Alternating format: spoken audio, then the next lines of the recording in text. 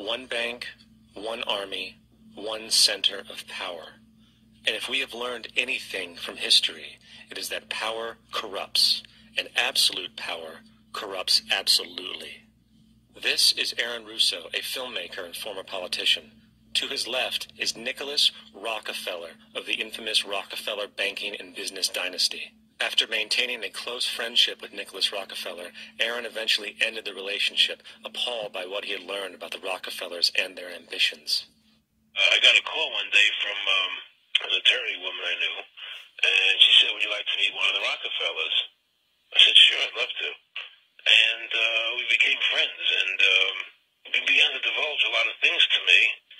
So he said to me one night, he said that there's going to be an event there, and out of that event, you're going to see we're going to go into Afghanistan, so we can run pipelines from the Caspian Sea. We're going to go into Iraq to take the oil and establish a base in the Middle East, and we're going to go into Venezuela and try and get rid of Chavez. And the first two they've accomplished. Chavez they didn't accomplish. And said you're going to see guys going into caves looking for looking for people that they're never going to find.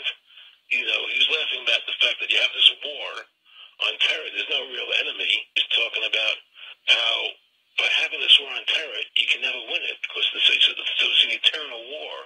And so you can always keep taking people's liberties away. And I said, how are you going to convince people that this war is real? He said, but the media.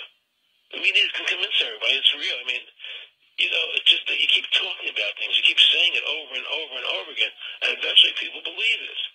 You know, you created the Federal Reserve in 1913 through lies. You create 9/11, which is another lie. Through 9/11, you're fighting a war on terror, and now all of a sudden you go into Iraq, which was another lie, and now they're going to do Iran.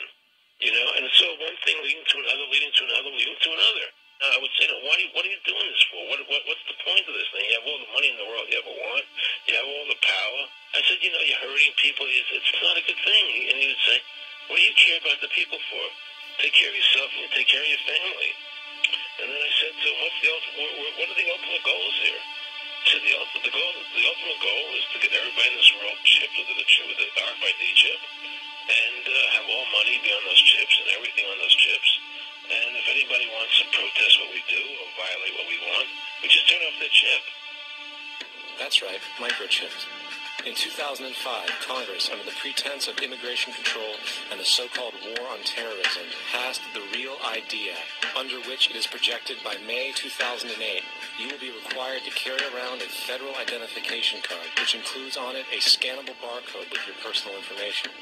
However, this barcode is only an intermediary step before the card is equipped with a very chip RFID tracking module, which will use radio frequencies to track your every move on the planet. If this sounds foreign to you, please note that the RFID tracking chip is already in all new American passports. And the final step is the implanted chip, which many people have already been manipulated into accepting under different pretenses.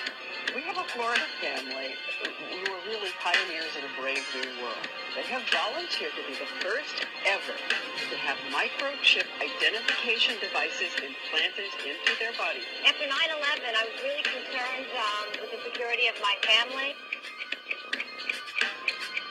I wouldn't mind having something planted permanently in my arm that would identify me. In the end, everybody will be locked into a monitored control grid where every single action you perform is documented. And if you get out of line, they can just turn off your chip, for at that point in time, every single aspect of society will revolve around interactions with the chips. This is the picture that is painted for the future if you open your eyes to see it. A centralized one-world economy where everyone's moves and everyone's transactions are tracked and monitored, all rights removed. The most incredible aspect of all. These totalitarian elements will not be forced upon the people. The people will demand them. For the social manipulation of society through the generation of fear and division has completely detached humans from their sense of power and reality.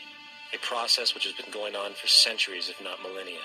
Religion, patriotism, race, wealth, class, and every other form of arbitrary, separatist identification, thus conceit, has served to create a controlled population, utterly malleable in the hands of the few. Divide and conquer is the motto. And as long as people continue to see themselves as separate from everything else, they lend themselves to being completely enslaved. The men behind the curtain know this, and they also know that if people ever realize the truth of their relationship to nature and the truth of their personal power, the entire manufactured zeitgeist they prey upon will collapse like a house of cards.